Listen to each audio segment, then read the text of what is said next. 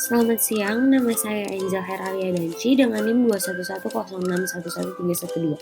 Di sini saya akan memilih tanggung jawab negara, analisa mengenai resolusi PBB desak Rusia bertanggung jawab ganti rugi terhadap Ukraina. Pertama, saya akan menjelaskan latar belakang Ukraina dan Rusia. Pada tahun 2013, awal mula krisis di Ukraina ketika terjadi proses di ibu kota Kiev. Pada November 2013, Presiden Viktor Yanukovych dari Ukraina menolak untuk kesepakatan dan ekonomi dengan Uni Eropa. Lalu pada tahun 2014, pasukan militer Rusia mengambil wilayah Crimea, Ukraina. Warga Crimea juga memilih bergabung dengan Federasi Rusia dalam sebuah federadum. Kemudian Presiden Vladimir Putin menjelaskan perlunya perlindungan dan hak-hak warga Rusia, serta penuntun bangsa Rusia di Crimea dan Ukraina Tenggara. Lalu pada 2014, Presiden Ukraina Poroshenko digulingkan kuasanya oleh protes massal di ibu kota Kiev karena Yanukovych menolak menandatangani perjanjian asosiasi Ukraina dan Uni Eropa. Atas tekanan Rusia dan mengembangkitkan amarah masyarakat, ditambah Presiden melarikan diri ke Ukraina dan banyaknya pejabat korupsi.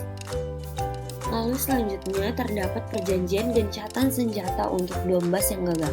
Setelah pasukan Ukraina terdesak kubu separatis, delegasi pemerintah Ukraina, wakil-wakil separatis, dan wakil organisasi untuk keamanan dan kerjasama di Eropa OSCE melakukan perundingan dan akhirnya menandatangani kesepakatan gencatan senjata di ibu kota Belarusia, Minsk. Perjanjian itu antara lain menyebutkan gencatan senjata akan diawali oleh OSCE. Semua pasukan asing harus mundur dari wilayah konflik, pertukaran pertahanan, dan sandera. Mundurnya semua perjuangan asing dari wilayah Ukraina, amnesti bagi kaum pemberontak, dan janji bahwa daerah-daerah separatis akan memiliki status ekonomi. Namun kesepakatan itu ternyata tidak tahan lama. Pertempuran kembali pecah sampai Februari 2015. Lalu selanjutnya, negara Ukraina mengalami krisis internasional bulan Juli pada tahun 2014. Hal ini membuat Amerika Serikat dan Uni Eropa berselisih dengan Rusia. Prancis dan Jerman menengahi perjanjian damai separatis. Perjanjian itu juga membuat persyaratan penarikan bersenjata berat dari wilayah sengketa. Sebuah deklarasi mendukung perjanjian perdamaian itu ditandatangani oleh para pemimpin Rusia, Ukraina, Prancis, dan Jerman. Perjanjian perdamaian dokumen Minsk itu membantu mengakhiri pertempuran besar, tapi situasi tetap tegang di garis demarkasi. Kedua pihak saling tuduh bahwa pihak lain memulai pertempuran dengan melanggar perjanjian perdamaian. Untuk mengamankan pengaruhnya Ukraina Timur, Moskow juga membagikan lebih dari 720.000 paspor Rusia kepada warga di Donbas, serta seperlima dari seluruh populasi berjumlah sekitar 3,6 juta orang. Lalu pengakuan Putin atas kemerdekaan dua wilayah yang dikuasai pemberontak secara efektif telah membuyarkan perjanjian damai Minsk. Kedua pemimpin separatis Senin hadir di Moskow dan bersama-sama dengan Vladimir Putin menandatangani perjanjian kerjasama termasuk dukungan militer dari Rusia. Lalu rumusan masalahnya, bagaimana perspektif hukum internasional? Bagaimana penyelesaian sengketa menurut perspektif hukum nasional? Bagaimana tanggung jawab negara Rusia akibat kerusakan Ukraina?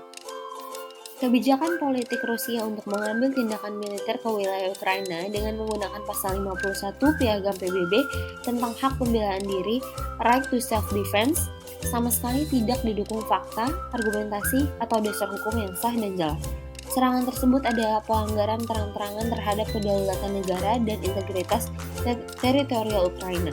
Hal tersebut bertentangan dengan prinsip dan ketentuan yang terdapat di Piagam Perserikatan Bangsa-Bangsa PBB, Pasal 1 Ayat 1, Pasal 1 Ayat 2, Pasal 2 Ayat 3, dan Pasal 2 Ayat 4 yang semuanya secara eksplisit mengakui kedaulatan sebagai hal utama dalam hubungan internasional.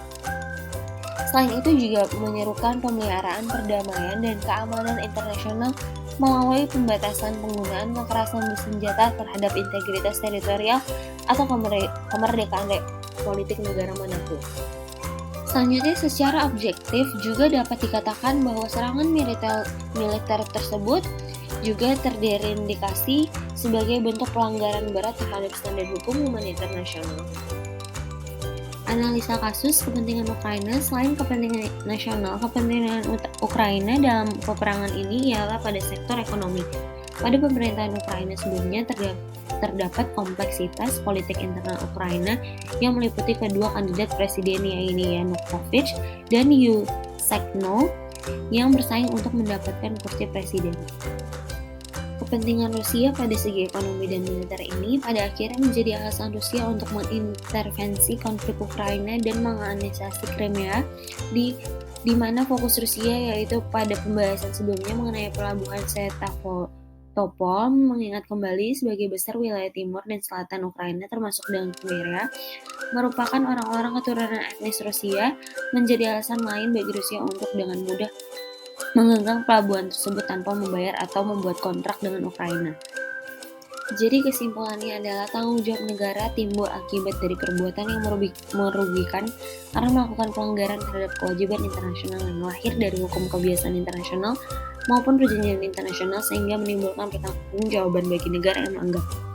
Invasi yang dilakukan Rusia terhadap Ukraina telah menimbulkan berbagai pelanggaran kewajiban internasional, seperti adanya dugaan pelanggaran hak asasi manusia dan pencendaraan kedaulatan negara Ukraina dengan negara Rusia. Dugaan pelanggaran hak asasi manusia ini dikarenakan sedari invasi yang berlangsung setelah banyak nyawa masyarakat sipil yang berkeluarga negara Ukraina yang terenggut, padahal dalam hukum humanitar internasional, masyarakat sipil merupakan civilization object yang tidak boleh menjadikan sasaran dalam invasi. Negara Rusia harus bertanggung jawab atas tindakan ini yang telah melanggar hukum internasional. Bentuk tanggung jawab Rusia terhadap dapat ditempuh dengan menghentikan segala wujud invasi ke negara Ukraina dengan menarik semua pasukan militernya keluar dari wilayah negara Ukraina setelah Rusia bisa berjanji tidak mengulangi perbuatan invasi itu. Sekian analisis mengenai resolusi PBB desak Rusia bertanggung jawab ganti rugi terhadap peperangan. Mohon maaf jika ada salah kata. Terima kasih.